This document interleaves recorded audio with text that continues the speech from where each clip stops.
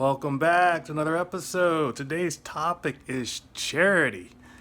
Charity. When's the last time you've given? When I'm talking about giving, I'm not talking about necessarily your money, but a resource that you have.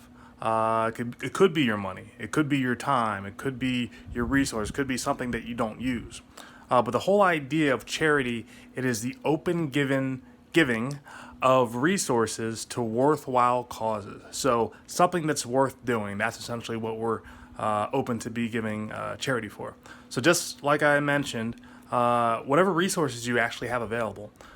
Usually it's easiest to give something away that you're not actually using because there's not really a use for it anymore. But we have those emotional tie with things. So even though we're not using it, there's, let's say, the memory, of something, or the fact that we had purchased it and we feel like we're losing the opportunity for the fact that we purchased something, we didn't really use it, and now we're kind of giving it away, right? So getting past those emotional ties can be tough. Can be really tough in some cases. But what it really represents is generosity in the human spirit. And that's something incredibly important to have. As a race, that's how the human race, that's what we do. I mean, we're not really isolated beings. We definitely have our own strengths and weaknesses individually, but collectively we can do so much. So that's why charity is so important. It allows us to actually do that for society and for our communities at large. And the beautiful thing about charity is it's your decision, right? So it's not something that's forced upon you. You can make the choice of whether to give, what to give, and to whom to give it to. Now that's freedom right there, if you ask me. The ability to actually have choice, right? So in regards to the resources, you can give them openly. So whatever you decide actually makes the most sense. You can make a decision as far as, okay, well, do I actually want to give anything, or do I actually do have a lot of things to give, or what you actually want to give? What are those specifics that maybe I do have a need for this, but this other person over here has a greater need for it than I do. So that's what I'm going to give to. And then you can actually make the decision, right? So I used to be at a point in my life where I recognized that I had a lot and it was time to actually give back, right? And there were some other times where I didn't feel like I had a lot and it felt kind of more difficult. It's just like, well, I don't have very much to give, so what can I do? And the biggest thing that I realized about it is it's a mindset just like everything else. And so if you're reserving yourself and saying, hey, you know what, I'll give when I have a lot more, that's going to be a mindset that sticks with you. So even when you have a lot more, you're going to feel the same way as far as it's not worth giving. But when you don't have a whole lot and you're still willing to give away that's something that'll stick with you as well. So the whole idea of charity, it doesn't matter if you're rich, it doesn't matter if you're poor. Some folks are very charitable, some folks are not. But I believe it's a quality that can actually build up personal development as well as kind of just make you more of a generous and caring spirit, which, again, it doesn't matter how much you have or how much you don't have. That's something that can't be taken away from you because whatever you have, you're willing to actually give it. And so that's a huge mindset piece right there, right? Sometimes that actually requires a mindset shift. And for me, I know the biggest thing was when I was down on my luck and I saw folks that were even worse on their luck, that compelled me to actually give to them because I was thinking, it's like, you know what? I'm seeing that guy on the corner and, I could have been, let's say, a few steps removed from that, but that wasn't out of the realm of possibility. So the way I looked at it as, you know what? Let me actually give, because if I give, it makes me feel better knowing that, maybe I've helped someone get back on their feet. And I know if I was in that position or that situation, I'd appreciate the charity or the generosity of others too. And so that's something that when you can put yourself in someone else's shoes, it really elevates what you're actually able and capable, I think, of doing. So that's what I look at, in a number of different situations, especially looking at the giving piece. And then other times, someone may not be hard on their luck, right? But I can remember a trip I had to Branson for learning about real estate, vacation rentals and all that jazz, right? And I actually got to go to a Dolly Parton show at the Stampede. And the parking was crazy, right? I could not find a parking spot. So I had to park next door. And so I just so happened to park right next door to a Cold Stone Creamery that serves ice cream. And I was like, you know what? this is a good night for ice cream. So I went in there and I was ordering my ice cream, and someone or that person who was ringing me up thought I was with the woman and her children that were next to me, even though there was no relation. So I was like, no, no, no, that's we're separate, we're separate. But by the very sort of kind of insinuation of that, I thought, hey, you know what?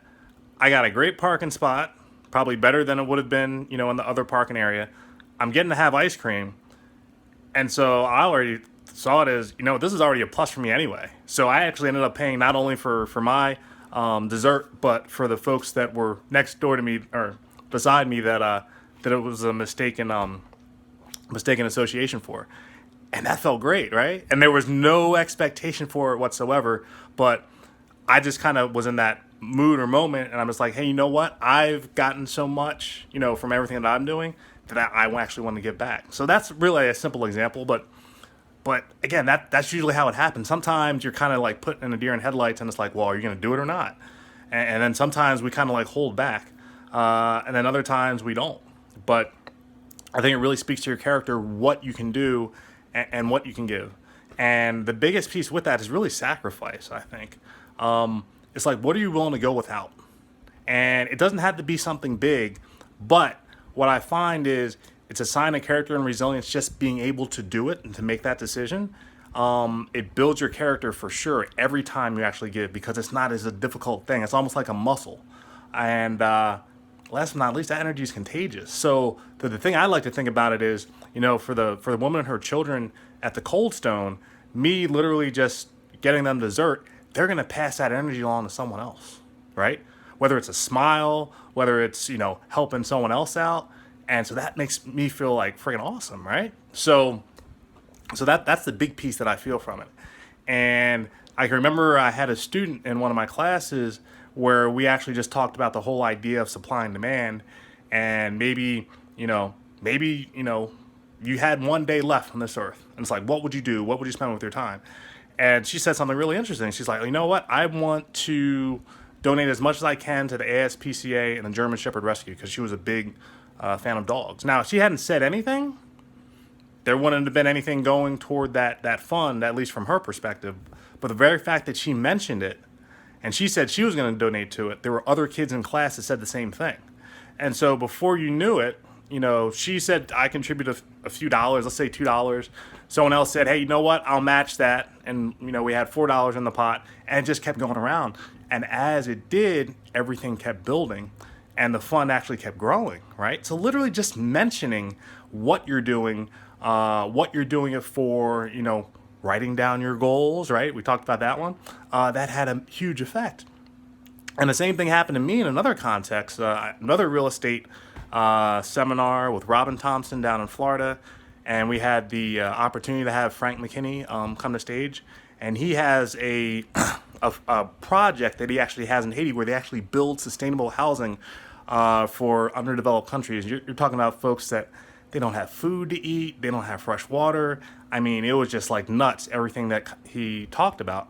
And he was talking about this project and, asking folks to donate and give. And my late grandmother was Haitian. So I definitely kind of like felt a way about everything that he was talking about. I'm just like, man, I can't even think what I could give. And he started going through some of the options. He's like, hey, you could buy a book, and the funds for that could actually go to provide meals and fresh water for folks. You could buy this, you could buy that. And then he offered, hey, you could also buy a house, and a house would be able to do this, this, and this, and we built sustainable communities and everything else.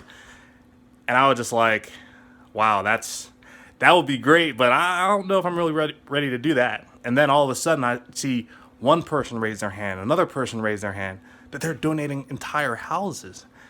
And I was just like, that would be awesome to be able to donate a house.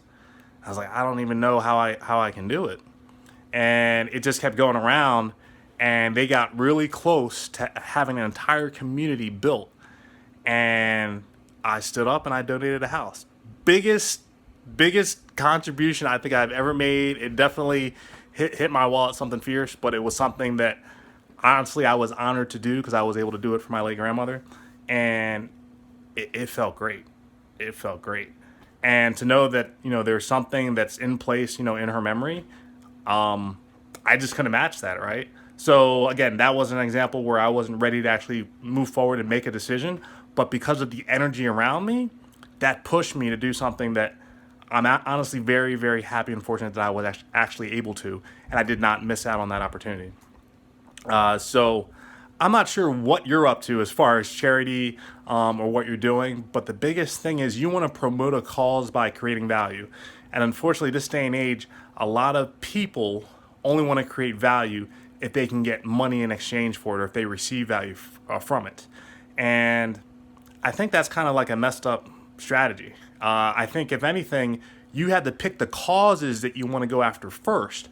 And then once you have those causes in place, well, just keep creating value. The biggest thing is when you create value, it comes back to you. It's all a cycle, right? And some people have this expectation that it needs to be in the form of money, but that's not necessarily the case.